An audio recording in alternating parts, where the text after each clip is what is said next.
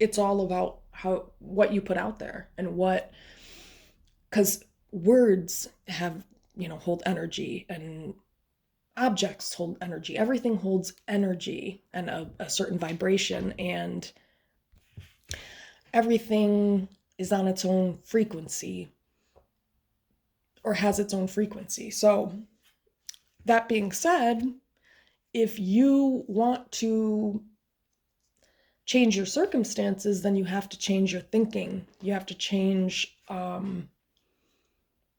not only your thinking, but also the vibration. So, like, when you think about healing and therapy and why certain things like affirmations work, or self-talk and shifting that self-talk, and a lot of times people will go to therapy and be like, well, it's not working, because like you'll give them, I'll tell somebody, oh, talk to yourself like this for the next week, or come up with a couple affirmations that you can replace with those negative thoughts that you have.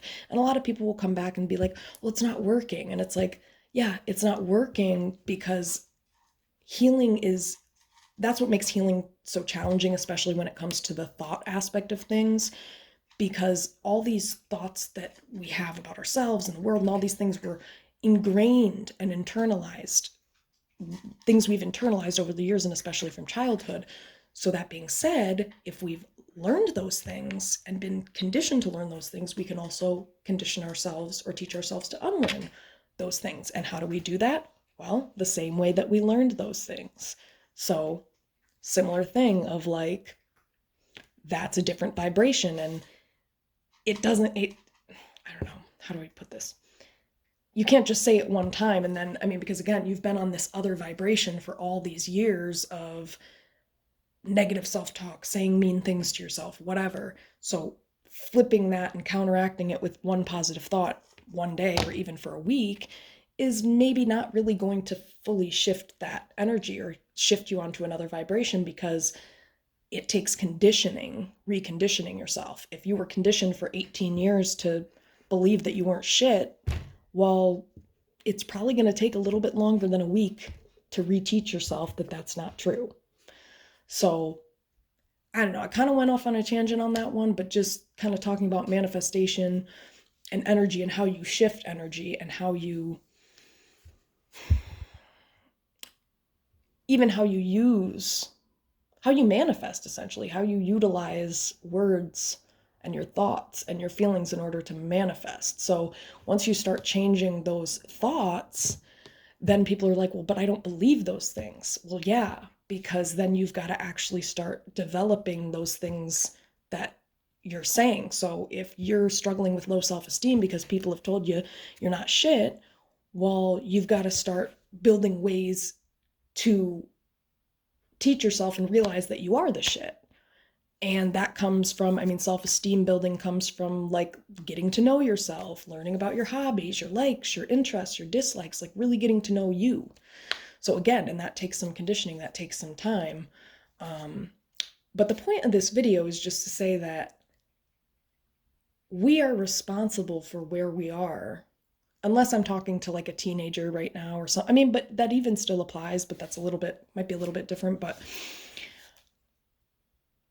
whatever you have said in the past, whatever you have put out there, how you've treated other people, what you've said and done, what you've put out into the world, your intentions, the meaning behind those actions and behaviors, the universe picks that up and feels that. So it's also about feeling into, well, what would this vibration feel like if I did feel good about myself, if I did have high self-esteem, if I did love myself, what would that feel like?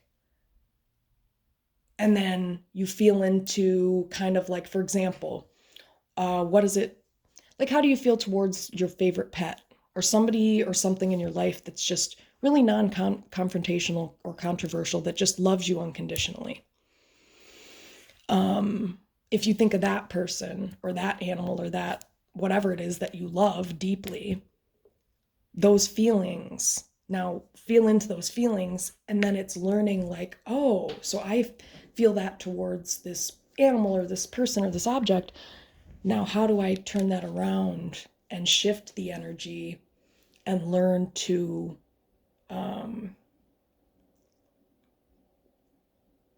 bring that inward, I guess. Learn to give it to yourself, essentially. So that same love that you might give your cat or your dog, kind of imagining, well, if I talked that way to myself, or I treated myself in that same loving way, how would that feel? Or even how you treat family or friends. Because a lot of people pleasers or codependents or whatever, not to say that you are or whatever, but people who care about people a lot and people who are like empaths, for example, a lot of times give out a lot of their energy and they don't save any to give back to themselves. So point of this video was basically to just talk a little bit about manifestation and how that works, and how people don't realize that they're like unintentionally even manifesting certain things in their lives based on their perspectives, their views on themselves, their perception of themselves, what they think they deserve, what they feel they deserve. So if you're in a lack mentality talking about, I'm poor, I've been poor my whole life, or I'm being abused, I've been abused my whole life, I'm a victim of abuse. If you're that in that energy and telling yourself those things, even if you are, I'm not saying that you should deny your own reality, because if you're currently in that situation, yes, that's what you're in, and shifting those thoughts to, yes, I am, or shifting those thoughts to something like, I'm changing my circumstances. I'm improving my finances. I am growing my finances. I am becoming richer every day, financially, emotionally, in everything I do. So things like that, instead of, oh, I'm poor. But then people are like, well, but how do I be honest about it? Well, it's how you say it too. So instead of saying like, oh, like, I don't know, how do I put this? Everything is vibration, so it's how you say it too. It's like, and it's not to sugarcoat, it's not like you want to, because it's not like we're wanting to sweep it under the rug or do like a toxic positivity shit, but it's just that words have vibration. So the way you say things like, yeah, I used to experience poverty. I mean, if you're still impoverished, you could say, I grew up being poor and I'm changing that now. Or, if that makes sense. So I don't know, this was just a random thought that came to mind.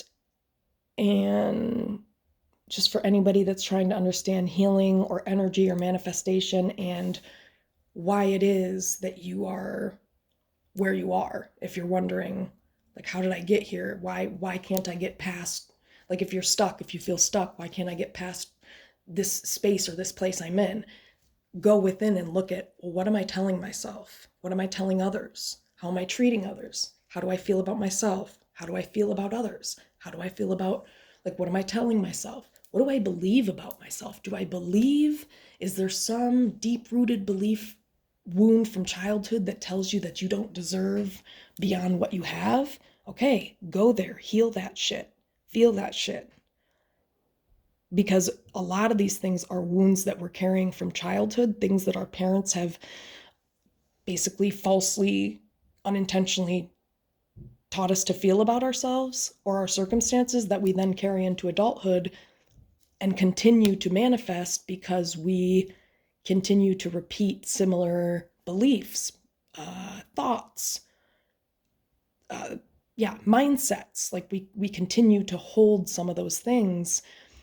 And in order to heal generational trauma, to heal generational curses, I'm just gonna throw this in there. If we're talking about epigenetics and healing generational curses and shit, if we're talking about, I mean, whatever that might be, if it's abuse, poverty, I don't know, mental illness, and you're trying to break that generational curse of continuing that into future generations, well, part of it is epigenetics, which epigenetics, I don't know a ton about it, Google it, look it up, but epigenetics is essentially like what we do now is going to impact future generations and how they behave, how they think, how they do things, how they view things, how they experience life. So for perfect example, just so you can understand it a little more, for example, a mom who becomes pregnant with their daughter as a teenager, that daughter that they have as a teenager is then going to be more likely to also have kids as a teenager. That's epigenetics because their mother had a similar experience. Another example, if your mother unfortunately gets sexually assaulted or raped or has some type of sexual trauma, the likelihood that that's going to be passed down on to another generation is much higher. That's epigenetics because it gets sequenced into your DNA. So, point of all of this being is that that's why manifestation and the things you say, do, how you treat other people is so, so important. And that's really what helps you to break generational curses that you're trying to break, is shifting that vibration and shifting that energy into what you want and feeling into what you want. And then that then shifts into reality. But so yeah, that's why I'm just saying it's very important to be aware of your intentions, your meaning, what you're saying, how you're feeling, how you're treating other people. Because it has a direct connection and correlation with your physical reality and your current reality. And so that's kind of how karma works. That's why they say karma never forgets an address, because you can't put a bunch of shit out into the universe and then think, okay, universe, waiting for my happiness. Well, no, you're not going to see that because you have not been giving that out. And so the universe has only seen you give out meanness or cruelty or bullshit or whatever the fuck it is. Guess what you're going to get back? Whatever you just put out, words-wise, meaning, intentions, actions. If you treat people like shit, you're going to get shit back. So that's why people always get their karma, and people will be like, well, but certain people, it's like, no, really. Big L from the 90s, famous rapper from the 90s, was shot and killed, shot in the head and murdered on Lenox Ave in New York. This was in the 90s. 20 years later, I tell this all the time to people to explain and help them understand karma and how real it really fucking is. You can think that you've gotten away from something. I mean, 20 years later, on Lenox Ave, the same man who shot Big L in the head and murdered him was shot in the head and murdered on the same exact street, in the same exact way, 20 years later. So, scares me even thinking about this, like, oh shit. Because if you've done bad shit and you're not seeing that having manifested in your physical reality yet, this is not to scare you, but just to open you to the reality that it's not that you got away with it. It's just not your time to receive it yet, which is kind of how karma works. And usually what happens is, if you have done something horribly to someone in the past and mistreated them horribly, then when it's your opportunity or your chance to be happy, or you think, you're really happy, you're in a great place, that's when the bad karma hits.